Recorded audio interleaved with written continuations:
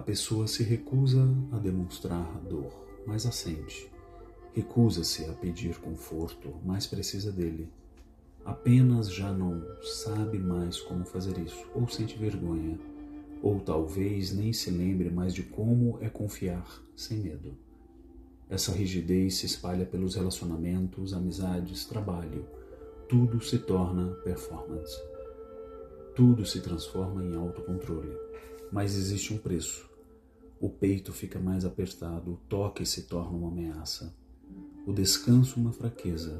E mesmo cercada de pessoas, a pessoa se sente sozinha por dentro. Porque a hiperindependência não é liberdade. É considerada uma prisão com uma trava interna. Aqueles que vivem assim não querem ser um peso para ninguém. Apenas querem garantir que nunca mais ficarão desamparados, mas, no fundo, isso é apenas mais uma maneira de permanecer silenciosamente ferido. O segundo traço frequentemente visto em pessoas que sofreram demais é a empatia excessiva.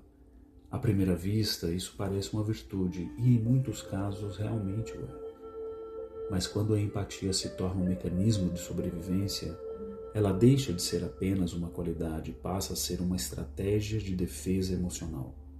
Algumas pessoas, ainda na infância, aprendem a observar um ambiente como quem procura abrigo.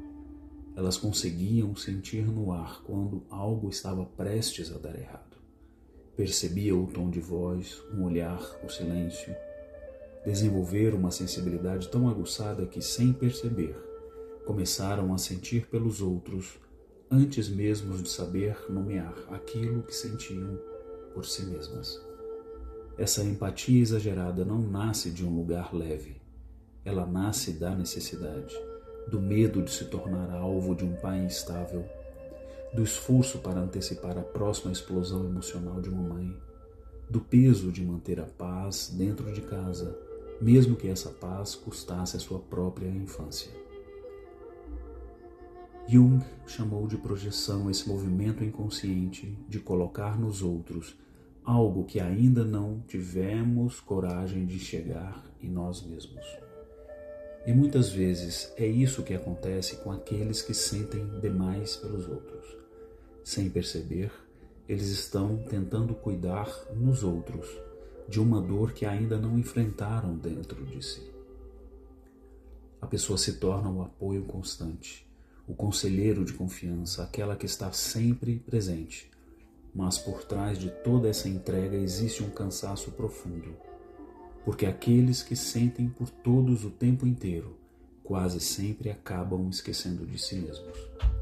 A empatia em excesso pode parecer algo nobre, e às vezes o é, mas também pode ser uma forma de fuga, uma maneira de evitar mergulhar na própria dor, uma forma de existir para os outros, porque existir para si mesmo se tornou pesado demais. Pior ainda, esse tipo de empatia pode levar a relacionamentos desequilibrados. Relacionamentos em que um dá e o outro apenas recebe. Em que ouvir o outro se torna uma desculpa para nunca ouvir a si mesmo. E pouco a pouco essa sensibilidade se transforma em sobrecarga. Pessoas que carregam esse traço frequentemente se sentem invisíveis quando não estão sendo úteis. E esse é o sinal mais claro de que, nesse caso, a empatia deixou de ser amor e se tornou um mecanismo de defesa. No fundo, toda essa sensibilidade emocional tem uma razão. Em algum momento no passado, alguém precisou antecipar emoções para sobreviver. Mas agora essa pessoa não precisa mais viver assim. E talvez o maior ato de verdadeira empatia seja finalmente direcionar essa atenção para dentro de si mesmo. Algumas pessoas amam pela metade, não porque não sintam, mas porque sentem demais. Então elas se contêm, observam, analisam cada detalhe antes de abrir o coração.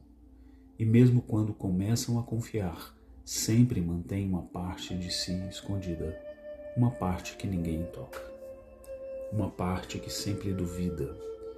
É como se algo dentro dela sussurrasse constantemente: cuidado, isso pode machucar de novo.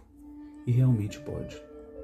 Para alguém que foi ferido justamente onde mais precisava de segurança, se abrir deixou de ser algo simples.